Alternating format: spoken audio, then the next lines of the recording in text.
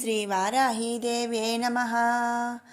మనం ముందు వీడియోలో అమ్మవారి యొక్క 9 అవతారాలు, అలాగే ఆ 9 అవతారాల యొక్క ప్రాముఖ్యత గురించి తెలుసుకున్నాము కదండి.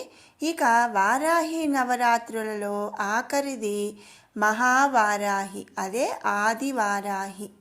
ఇది ఈ అమ్మవారి గురించి ఈ వీడియోలో మనం తెలుసుకుందాం. మన సాంప్రదాయంలో ఉన్న 4 ముఖ్య నవరాత్రులలో కూడా ఆషాఢంలో వచ్చే వారాహి నవరాత్రులు ఒకటి. వారాహీదేవి, ఆది వారాహీదేవి యొక్క రథ, గజ, తురగ, సైన్య బలాలు అన్నీ లలితాదేవి యొక్క ఆధీనంలో ఉంటాయి. అందుకే ఆవిడను దండనాథ అంటారు. లలితా పరమేశ్వరి యొక్క 5 పుష్పబాణాల నుంచి శ్రీ మహావారాహీదేవి ఆవిర్భవించింది. లలితాదేవి సైన్యానికి ఆమె సర్వ సైన్యాధ్యక్షురాలుగా వ్యవహరించింది. ఆమెకు ఒక ప్రత్యేక రథం ఉంది. దాని పేరు కిరిచక్రం. ఆ రథాన్ని 1000 వరాహాలు లాగుతాయి.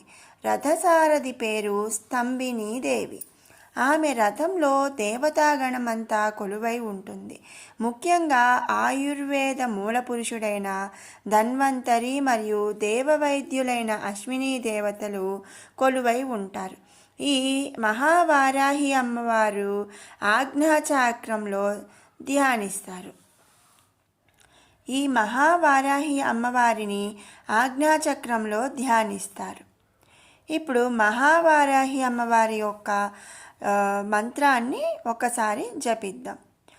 ఓం హ్రీం నమో వారాహి ఘోరే స్వప్నం టహ టహ స్వాహ. ఈ మంత్రాన్ని 108 నుంచి 1008 సార్లు వరకు పఠిస్తే అనుకున్న కార్యం ఫలిస్తుందని భక్తులు నమ్ముతారు. విన్నారు కదండి. 10వ అవతారం, ముఖ్య అవతారం మహావారాహీదేవి.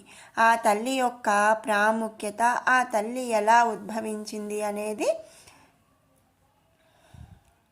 అందరూ కూడా ఆ వారాహీదేవి అనుగ్రహానికి పాత్రులు కావాలని ఆశిస్తూ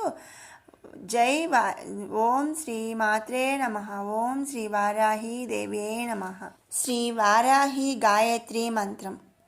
ఓం మహిషధ్వజాయై విద్మహే దండహస్తాయై ధీమహి తన్నో వారాహి ప్రచోదయాత్.